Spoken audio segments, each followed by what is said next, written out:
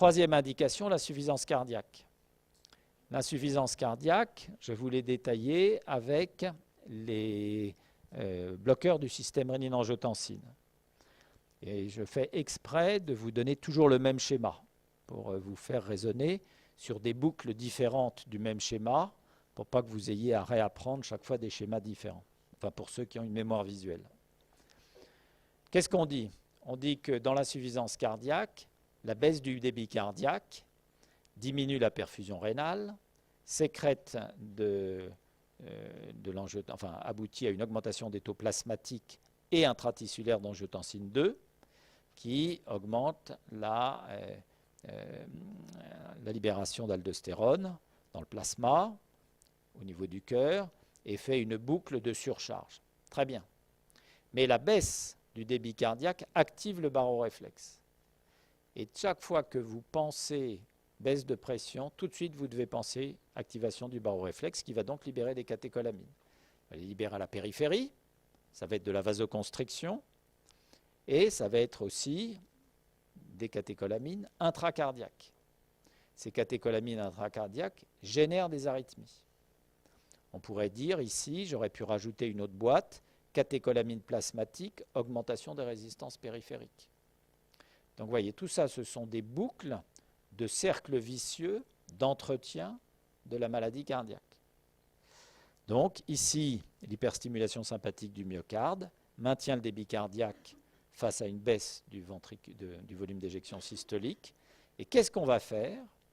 Eh bien, on va lutter contre cette désensibilisation des récepteurs bêta-adrénergiques.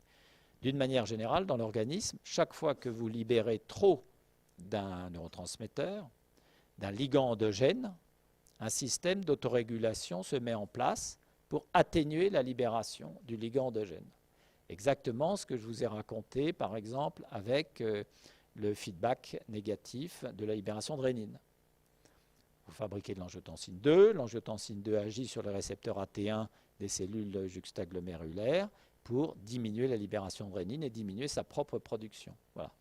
Eh bien, pareil pour les catécholamines, les récepteurs eux-mêmes se désensibilisent, surtout quand il y a des nucléotides cycliques en voie de signalisation, comme ici le cyclique AMP. Donc, quelle a été l'idée, qui était une idée extrêmement culottée quand même, dans les années, je pense que c'était 75-80, donc imaginez, c'était il y a 40 ans, 75-85, oui. Non, c'était plus tard que ça, enfin, c'était il y a 30 ans au moins.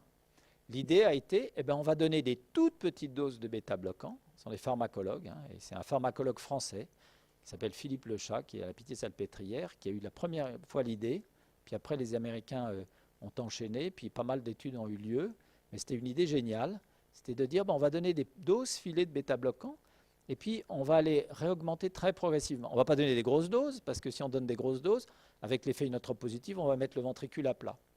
Donc on va donner des petites doses filées, puis progressivement, le récepteur va se resensibiliser. Et en se resensibilisant, on va récupérer de la fonction cardiaque. Voilà. Et ça a été tout à fait efficace, si bien que maintenant, les bêta-bloquants sont, avec les IEC, les deux médicaments de l'insuffisance cardiaque. Donc, pour résumer ça de manière littérale, les effets des bêta-bloquants, c'est essentiellement une resensibilisation de récepteurs bêta-adrénergiques cardiaques. On donne des très faibles doses et on augmente très progressivement en fonction de la tolérance du malade. Évidemment, seuls 3 bêta-bloquants ont cette indication. Pourquoi? Tout simplement parce que ce sont les bêta-bloquants qui ont fait faire les grands essais cliniques. Ça coûte très cher, c'est très long, tous ne l'ont pas fait. On ne donne l'indication qu'à ceux qui ont fait la démonstration. Globalement, on pense bien que c'est un effet de classe pharmacologique. Donc le bisoprolol, un des tout premiers, bêta-1 sélectif, le métoprolol, bêta-1 sélectif, puis le carvedilol, qui n'est pas sélectif, mais qui est un peu alpha-bloquant et antioxydant. Voilà. Donc les essais cliniques de morbimortalité ont montré qu'il y avait moins de complications avec ces médicaments-là qu'avec le placebo. Donc, qu'est-ce qu'on conclut? On conclut que le blocage des récepteurs bêta-adrénergiques, en soustrayant le cœur à l'hyperstimulation sympathique et en resensibilisant les récepteurs bêta-adrénergiques, peut améliorer son fonctionnement. Il s'agit de l'insuffisance cardiaque congestive, chronique, symptomatique. Les effets indésirables, que vous devez connaître absolument par cœur.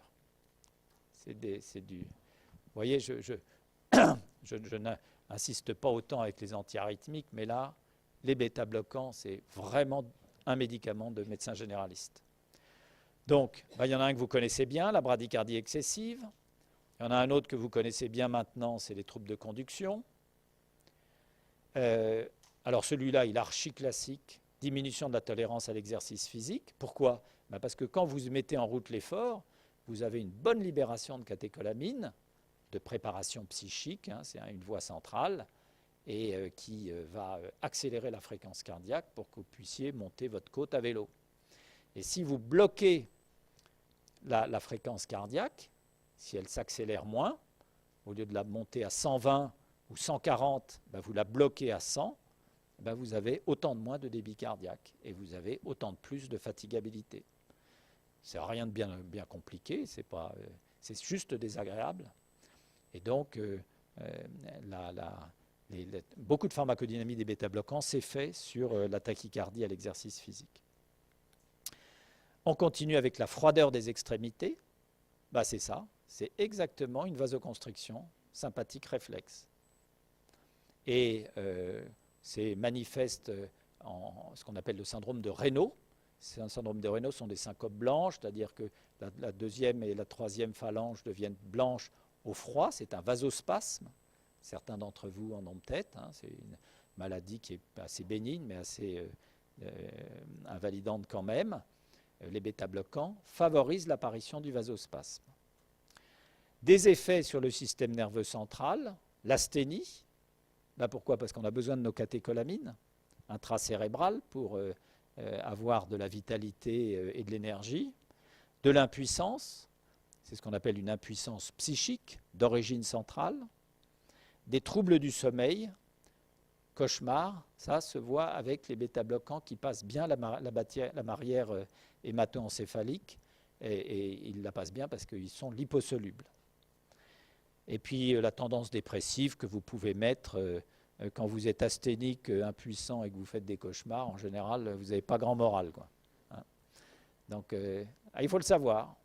Et donc, faut prévenir un peu vos malades sans trop les prévenir, mais il faut les interroger et puis, globalement, leur savoir détecter les effets indésirables.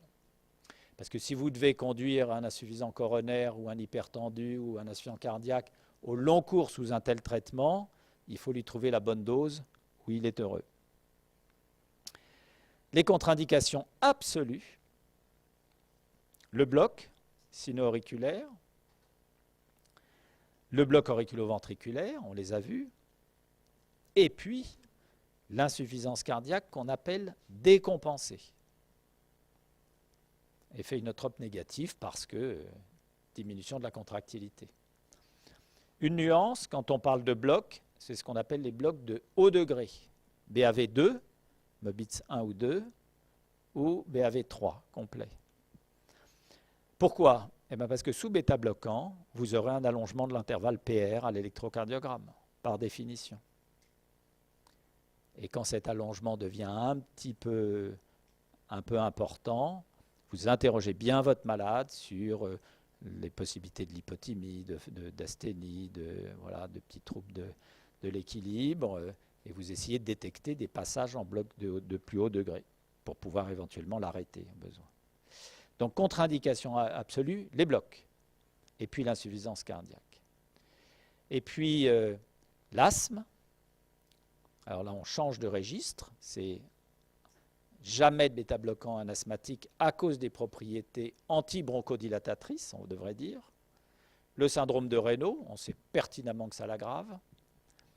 Et puis les syndromes dépressifs graves, oui, les bêta-bloquants. Alors, dans les effets psychiatriques, psychologiques ou psychiques des bêta-bloquants, il y a au contraire des patients qui se sentent dont l'humeur s'améliore sous bêta-bloquant. Hein, l'inverse, ce sont les hyper-anxieux qui sont bourrés de catécholamine. Vous leur donnez des bêta-bloquants et alors tout d'un coup, ils sont beaucoup plus zen. Et ça évolue avec le temps. Et après, parfois, ils viennent vous revoir en disant « Écoutez, c'était formidable les 6 premiers mois, et là, je me traîne, et donc il faut baisser les doses et trouver des médicaments supplémentaires. » Vous voyez que le contexte n'est pas du tout le même que pour les antiarythmiques. Ici, on est dans de la médecine générale et dans de l'adaptation de doses permanentes aussi. Contre-indication relative, bronchite chronique. Bronchite chronique, ça n'est pas un asthme, mais dans la bronchite chronique, il y a des composantes de bronchospasme. Syndrome de Raynaud mineur, artérite des membres inférieurs.